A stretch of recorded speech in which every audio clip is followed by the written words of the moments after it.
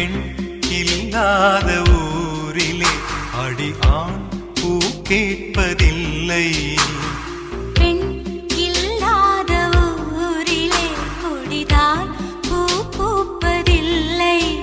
உன் புடவை முந்தானை சாய்ந்ததில் இந்த பூமி பூ பூத்தது. இது கம்பன் பாடாத சிந்தனை, உந்தன் காதோடு யார் சொன்னது?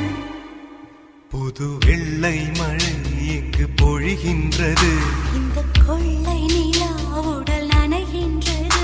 இங்கு சொல்லாத இடம் கூட குளிர்கின்றது. மனம் சூடான